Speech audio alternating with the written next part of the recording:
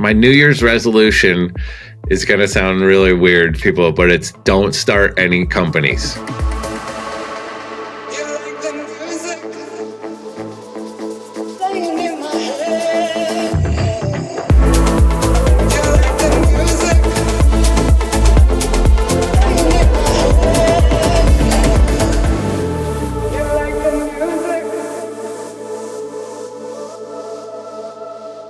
Welcome to Elevated Frequencies, the show that gives you access to the next level of house and techno so you can explore an elevated lifestyle.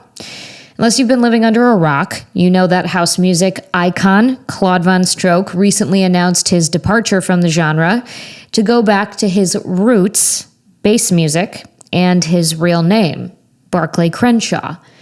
I'm not going to sugarcoat it. This was a total bummer for me, as I'm sure it was for many of you. I've seen more Claude sets than I cared to admit, and I've made some of my best memories at his shows.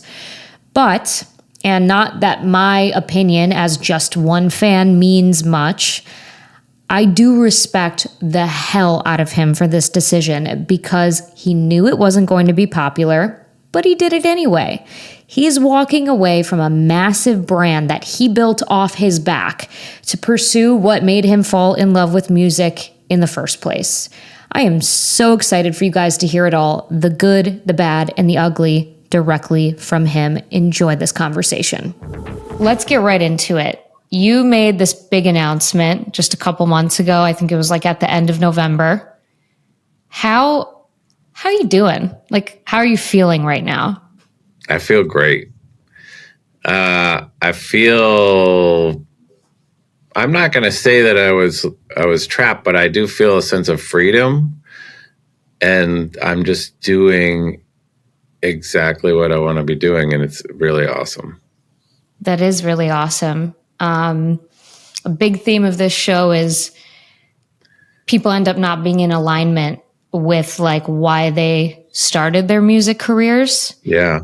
And to fall back in alignment's a beautiful thing.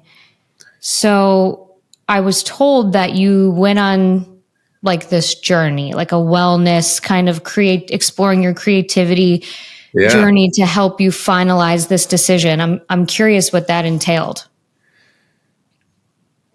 It was kind of a multi-part life journey. So I sold Dirtybird like a year and 3 months ago. And then I went through like a 3-month, oh my God, I sold Dirtybird era. and then I started to get okay with it. And then I've been talking to the same guy for probably 10 years. His name is Mike Monday. He's kind of like a time management guru, I guess you could say life coach. Mm-hmm. It's almost to the point where he's my manager. He just keeps my head on straight. But we just have a weekly meeting, and he lives in Australia. And he's all about just making tons and tons of music and then just whittling it down, but just keep making tons of music instead of making one thing and beating it to death. I'll get to the point. But so I said, what would be the last albums that I made took like a year, 2 years, 9 months. And I was like, what would be the thing that I don't think that I could do? And so I said, I'm going to make an album in 80 days. And that's just like a reference to like Around the World in 80 Days and all that stuff, all these books that I read when I was a kid. And I also said, I'm going to do this whole thing where I'm going to like take cold showers and work out every day. And it just became this whole thing. And I did it. And it was really hard because I was even on like family vacations and stuff. But it was great. I made it. And I really challenged myself during it as well. That sounds pretty incredible. And I'm curious, how was it different solely focusing on making an album, making music compared to all of the other things you did with the Dirtybird project, the festivals, the this, the that? I mean, that was a whole brand with multi, faceted whatever. And now you're just focusing on the music. Did that feel good to get back to that? Yeah, I think that's one of the main reasons why I sold Dirtybird, is because I got to a point where I was spending hundreds of hours on 2 festivals, more than hundreds of hours, and trying to make records, doing a huge clothing operation, record label with like a release every week or every 2 weeks, listening to demos, listening to promos, touring, kids. And I was like, you basically whittled it down to where you're releasing like 2 records a year. Mm-hmm. And they're like, to be honest, they're not even like your best records anymore. They're just like, you're just making it. You're just kind of hanging on. And this is what I'm telling myself, at least. I don't know what anyone else thinks. And I was like, you know what? What in the world did you get in this for? To like run a corporation? I don't think so. So I always loved hip hop, jungle, funk, dub, everything. And somehow I got really good at making house music. Just because of where I was from, that was like what you could do to make it. And now I don't have to do all these companies. So now I'm just doing that, like my original passion. It's a beautiful thing. But I mean, I don't want to put words in your mouth, but I know that building Dirtybird and those festivals didn't happen on accident. Like you are someone who's really good at building a community. Right. And, as someone who has seen many of your sets as Claude and been in some of those special moments, one for me was your casino set at Groove Cruise, I think 2 years ago. Yeah. It felt like it was a different sort of feel. That was unplanned. I just walked up there.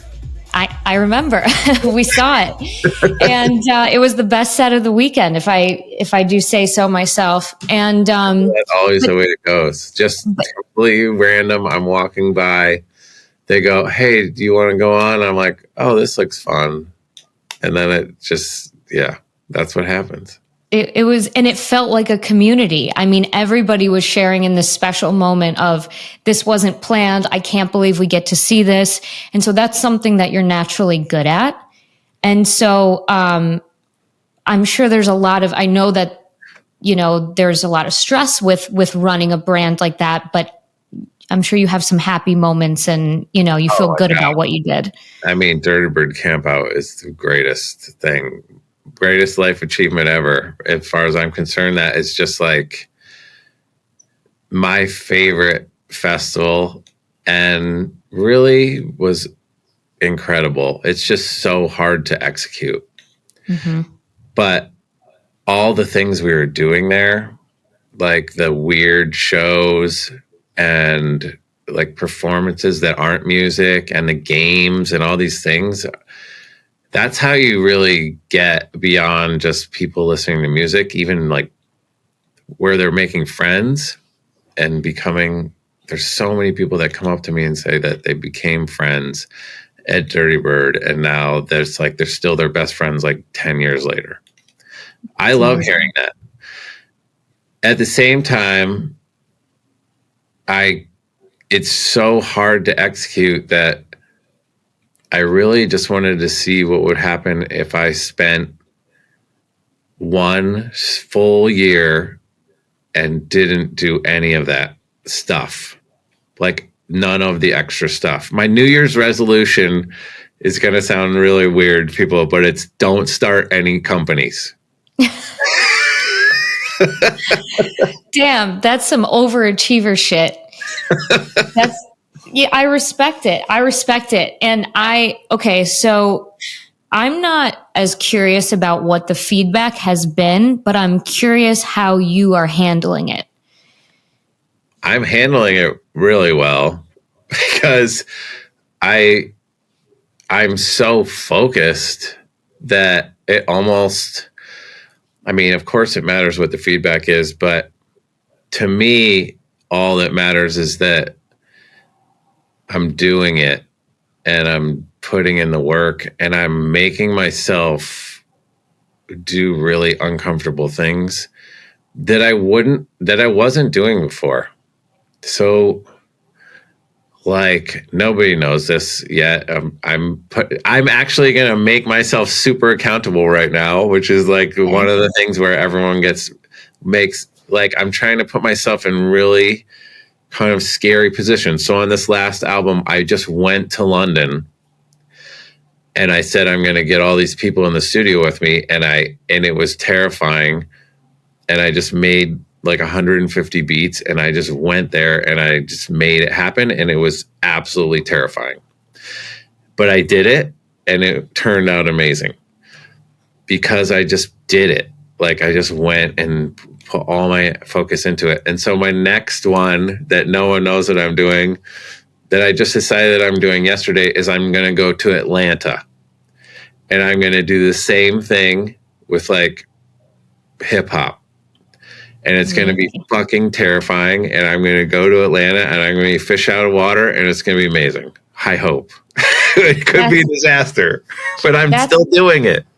That's really cool. And listening to some of the recent stuff you've put out, I'm hearing, I mean, I don't want to be like a genre snob because I don't know what the hell I'm talking about, but I'm hearing a lot of like drill, like UK drill in there. I'm hearing hip hop. So is this the same version of you? Like, is this the same Barclay Crenshaw that was from before? Is this something totally new?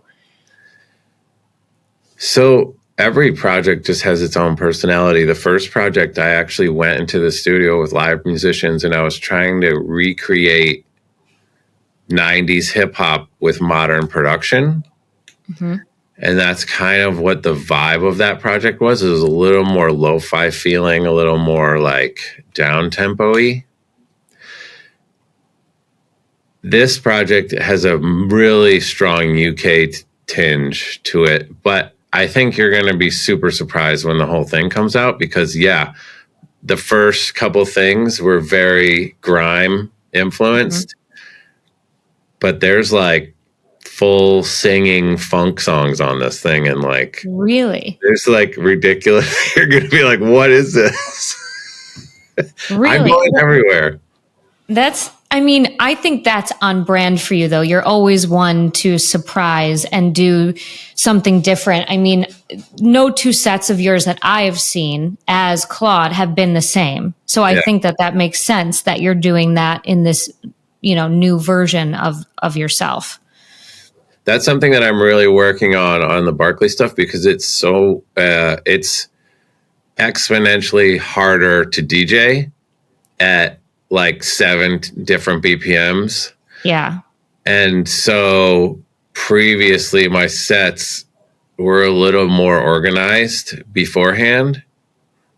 And I'm trying really hard to not have it be like that, but it requires a lot of practice and I just have to really work on it because I don't want the person who goes to the New York show and then goes to the Chicago show the next day to be like, what the fuck? That's like the same set that I just heard last night. I'm a hater. And I would be annoyed if that happened. I mean, some people do that and that's okay. I'm not knocking it. It's just not my personality. And I would rather not do it if I don't have to. It's a fair point. I don't like being an outfit repeater, so I can relate a little bit. Okay, that's cool. That's a little different, but But not really. It's the same. Fashion is creative. It's like very fashion is like we're designing clothes right now for this project, and it's very thoughtful and like you have to have strong intent and like know what you're doing a little bit, and just free. I don't know. It's not nothing. Yeah, that's fair. So what? I mean, you just threw everything out the window and you said, fuck it. Yeah. It's crazy because I had like even like a certain amount of money that I would make.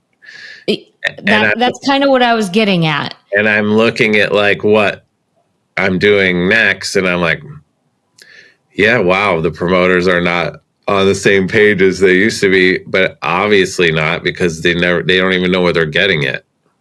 Mm-hmm. And that's okay.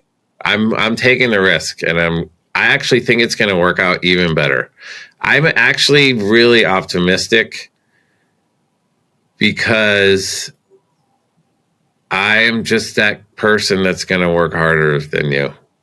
Not you personally. I don't know how hard you work. Probably. I'm going to work harder than most of the people that I know. Yeah, that assuredness in yourself is really, it's a key component to making a transition like this. You have to have the confidence or like the abundance mindset to understand that if this certain thing doesn't work out, I can put the pieces back together a different way. Like I've done it once, I can do it again. I mean, I'm looking at this year and saying we might not make anything. It's incredible. It's like we might just like make our living expenses or whatever, but we're not gonna. I don't think we're gonna make money on this project. So, but I do think down the line it could work out. I believe in it. That's the most important thing, and understanding that instant gratification is not realistic when you're building a new business, a new brand. It's not new to you, but new to some people. You know, that's really important. One thing that I'm always really interested in is talking about the evolution of an artist's career and like how do you know when it's time to pivot? So for you, was it one moment? Was it a series of things? So I was never a good employee at any point in my life. I was an employee for a very long time. And after I sold Dirtybird, I worked there for a year, but theoretically I was an employee, and I just, I love Dirtybird and they're going to do amazing, but I just wanted to get out of there. I just am not, I just need to run my own shop. That's just kind of the way it is. That was the realization for you. Yeah. And also, I don't know, like I had done everything that I had done past what I imagined that I was going to do in that, way past. I actually just did house music as kind of a, oh, let's just see if this works. And then it worked. And then I did it for 20 years. Like, but I was actually a jungle DJ. Like, it was crazy. And if you listen to some of my very first house songs, they're literally jungle tracks in house beats, which is why they worked. I don't know. It's crazy. It's just so funny how things happen. It is. And it's interesting, like you saying you're not a good employee. That's my story too. I quit my job and started my own business. I don't work well with others. Congratulations. That's great. Thank you. It's very freeing. Yeah. But that's not like that's not the vibe that like the general public who doesn't know you would ever get from you. You have a great like persona for, I don't know, just being out in the public. Yeah, I wouldn't say I don't work well with people. I just don't want to work on someone else's dream necessarily for a paycheck. I would just rather, if I'm going to just work, I would just rather work on my dream. I mean, I'm in a very privileged, excellent situation. I can't be like, oh, everyone can just do that. I mean, I will tell you, I did not make it. I failed so many times. You have no idea. I was a fucking disaster for many, many years. And I had tons of ideas that flopped. I couldn't get anything to work. I worked at all these places. It was a mess. And then suddenly I just popped out and it started working. I had no easy path. But it's not suddenly. It was those failures were the stepping stones to getting like you have to acquire those because those are the lessons. And like even if you're not actively realizing there's a lesson in there, it's helping you pivot, towards the path you're supposed to be on. It's almost lucky that I didn't make it in the very beginning. My music was kind of crappy. Well, I think, some people believe, in universal karma, whatever. I do think that like when it's the right time, it's meant for you.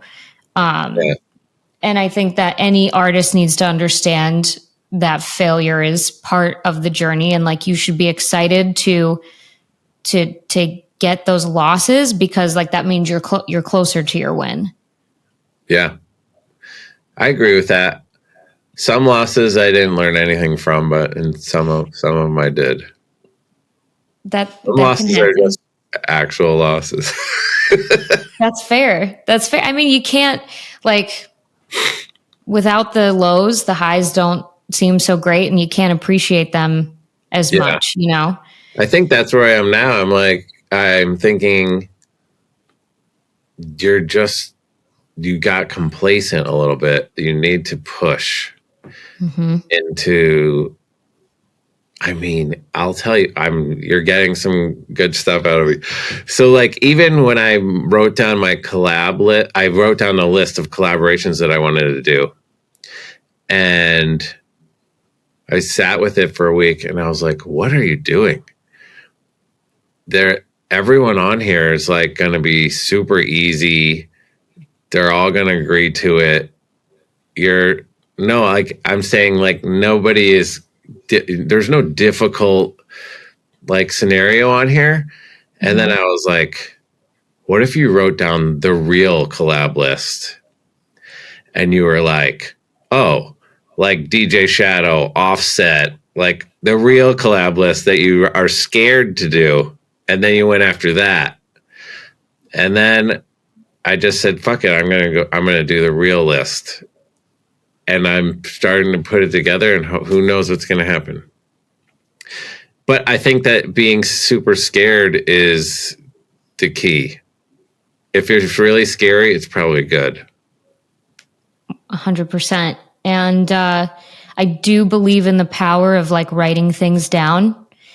Yeah. Because I think it makes it a more concrete idea. When you can start thinking about it and visualizing it, it seems just a little bit more attainable. A lot of people don't even bother because they say, oh, that's never going to happen for me, whatever it may be. But you honestly, put it out there. That's why I told you about Atlanta, because I'm just saying Atlanta's scary. It's going to be tough. But if I tell people about it, then I'm definitely going. You got to do it. And then if I'm going, I'm going to start contacting people. And if I'm going, I'm going to be damn sure my folder of beats is really good. But if I just decide 3 days before, it'll be a mess. Right. So what does that look like? You go to Atlanta, and is it an all-day intensive? This is where I don't know exactly, but when I went to London, I just rented a studio in a cool part of town. And I just camped out there and got on my DMs and called everyone I knew on planet Earth and tried to set some stuff up beforehand. And it got crazy in there. Eventually, at first, it seemed like no one was going to show up. And I panicked a little bit. But then I just kept working and it worked out. That's pretty cool. So that's what I'm going to do. The same thing. I'm going to rent a studio and I'm going to see what happens, but I'm going to try to prep as much as I can. But I know that even if you get 6 people to say they're coming, maybe 3 of them are coming. Right. You can't just count on everyone showing up and being like punctual and we we are all musicians. Yes. Creatives have their own schedule. Hey, you were on time for this interview, I think, on the dot. Oh, that's good. So I do appreciate that. But it's kind of like sales. It's like you got to, cast a wide net. I don't know what the numbers are, but it's like out of every 100 people you reach out to, expect 3 to respond and, one deal to close. Yeah. So that's something I started to even, you kind of nailed it on that, because I even started to think of that philosophy in the production process. So I would say, I'm revealing all these crazy things, but so I would say for the next 3 days, I'm going to make beats that would fit this characteristic of collaboration. So you'd say Run the Jewels, DJ Shadow, Pretty Lights would all maybe be able to listen to the same files and maybe be into it. You know what I mean? Or T Grizzly, Erica Banks, Offset, blah, blah, blah, would all kind of maybe be able to listen to the same kind of files. So then I can have I can't get in touch with this person. Can I get in touch with this person? You know what I mean? right. That's kind of where I'm at now, where I'm thinking of it in clusters. Right. Well, who would say no to you? I don't know. That would be so rude. I hope nobody. So, wow. This is just, it's a real privilege to be able to pick your brain on this, and really valuable. The majority of my audience are artists, aspiring artists themselves. And so to be able to hear from someone, that they look up to, that it's okay to take these risks, and that you still have fears and doubts and you're pushing through them as you're trying something new. That's a lot of people need to hear that. Yeah. If you watch, I don't know if anybody knows this, but that whole 80 days thing to make the album, I actually filmed the clip every day of the 80 days, and it's running right now. And I've been watching it back, and there's days where I'm like, oh my God, I don't want to get in the studio. No, Yeah. it's just a total nightmare. And I remember, and then I don't know. Everybody has the same. It doesn't even matter if you're doing well or doing bad. Everybody has the same problems. I still have the same problem starting a file that everyone does. Mm-hmm. And I still have the same, do I have to go into the studio? Yes, you do have to go in, that everyone else has, and all of it.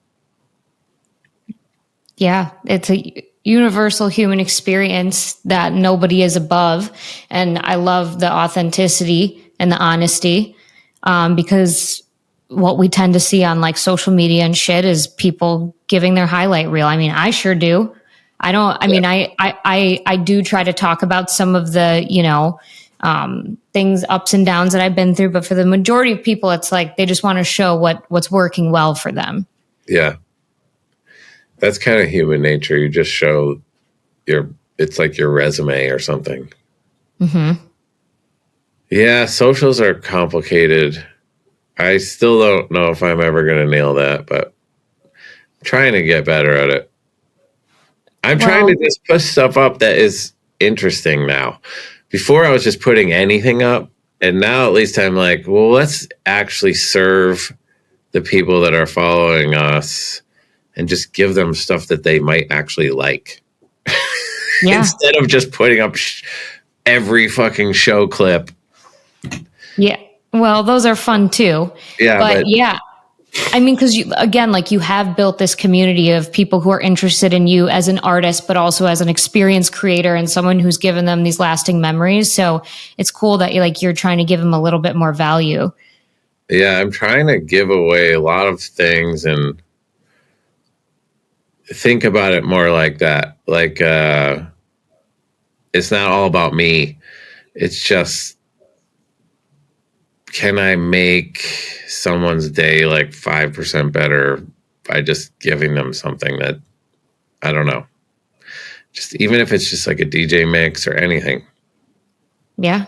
Well, again, like universal principle, you give and you receive more when you give. Yeah, I started something this year that was kind of uncomfortable as well, which is now I write a weekly newsletter, which is Okay. kind of, it started out really hard. I was like, oh my God, how can I talk to people every week? But now I'm in the groove, I think. I like it now. It's What do great. you talk about? I talk about anything that is going on with me that week, or like how something happened. Well, this is what it's been so far. I don't know how it's going to develop, but it doesn't have any graphics. It's just a raw email.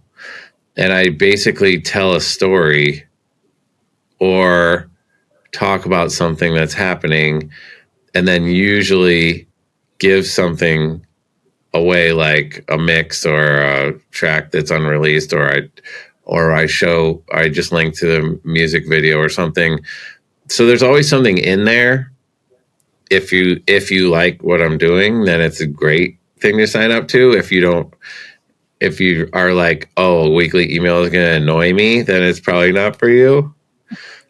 But I'm trying to actually get to that group that isn't annoyed by a weekly email. Do you know what I'm saying? Yeah. I'm trying to get to that group of people that are like, oh, I actually do want to hear a mix from you. Because those are the people that are my people. Mm-hmm. Well, and they opt in. So know that they want something from you.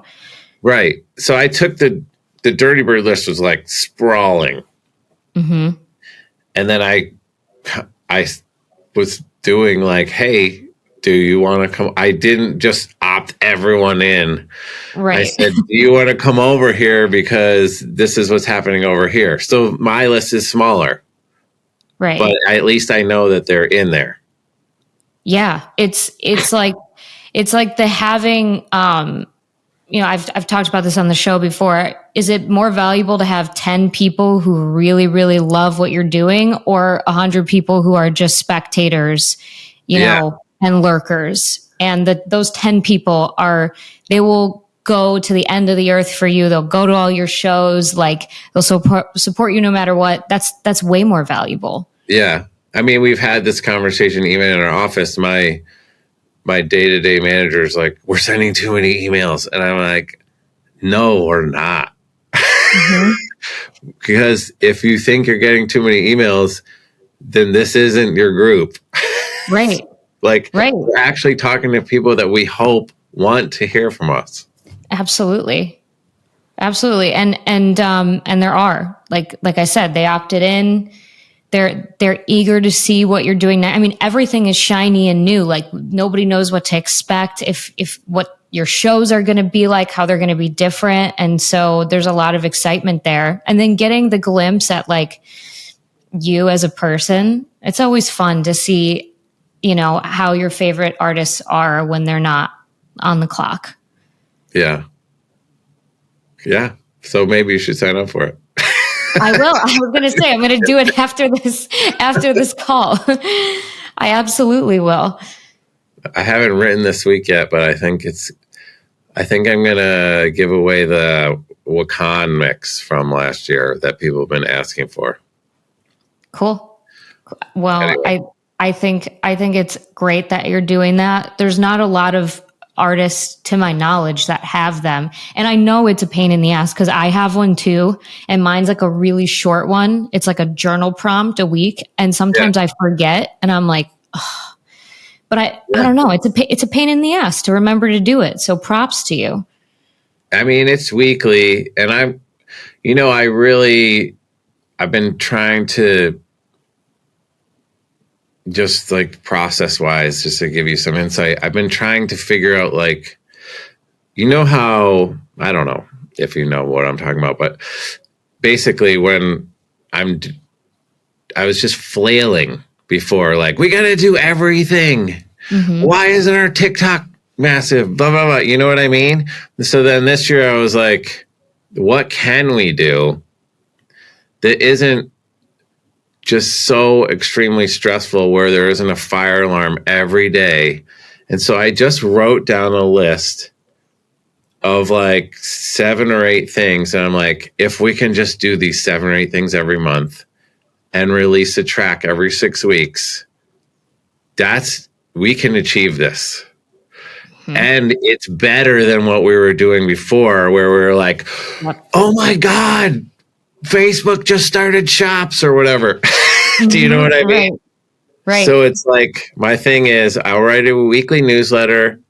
I'll edit. I used to be a video editor. I'll try to edit something really cool that is like a quality post and do one of those every week. And then we can just have like side posts, but I'll try to do one quality post a week.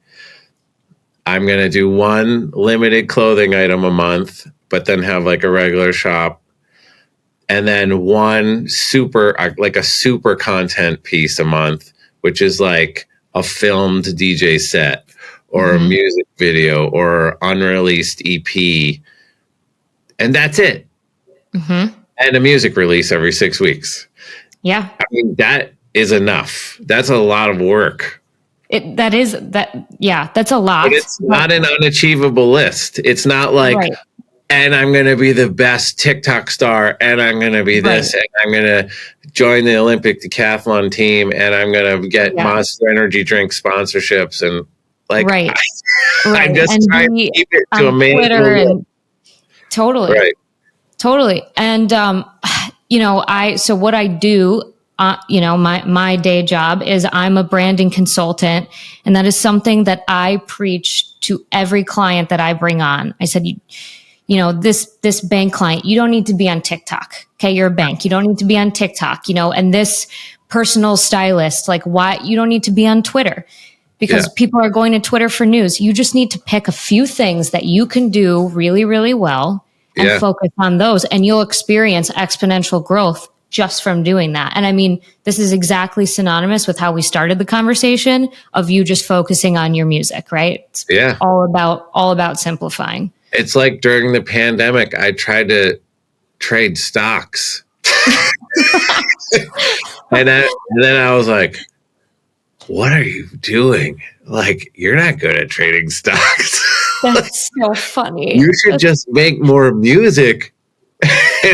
Like, how are you going to actually make money? Being good at trading stocks or making music? You got to try. You got to try things sometimes, but that's really funny. But I'm saying, like, it takes a few of these like side wild goose chases to realize you should really do your core competency. And if you're actually good at something, your chances of succeeding are so much better if you actually just focus on it. That's perfect. Perfect advice. I love that. And this conversation has been such a pleasure and an honor. Thank you for giving me and others who will see this like an inside view of your brain. It's pretty cool. Thank you. Yeah, this was awesome. So thank you. You're a good interviewer. Thank you so much. This was my core competency, I guess you could say. There you go. Well, awesome. I hope you enjoy Atlanta. Good luck. I'm excited to see what comes out of that. Thank you. I mean, I think I'm going to be in Chicago before that. Are you going to go to Chicago? I live here. So March 9th. March 9th. I'll be here. Where are you at Concord? I think so, yeah. I think I just saw that actually when I was perusing. I mean, I've never been to one of these sets. This is your chance. Okay. You got it. I've been to I think probably I'm not this is going to sound creepy. I think I've been to 11 Claude sets. Wow. That's great. I know but a lot by chance too. You just happen to be I happen to be in the same place, and I've loved them all. So it would be cool to see something new. My 2 favorite takeaways from this episode. Number 1, focus on your core competencies. Love that. Do you really need to be on TikTok and Threads and Reddit and Discord and all of the things? Or can you just focus on doing one or two things and doing them really well? Number 2, stop going for easy. Easy is shit. You need to go after the goals that scare you, not the ones you know you can accomplish. If you like today's episode, the best way to support the show is to share it with your friends. Share, please. And by the way, my newsletter, I do link it in the show notes every week. I send out goal-setting journal prompts every Sunday, so if you're into that sort of thing, you need some inspo, sign up. It's free, and I don't spam you or try to sell you shit, at least not for now. I hope you guys have a great week, and I'll see you next week.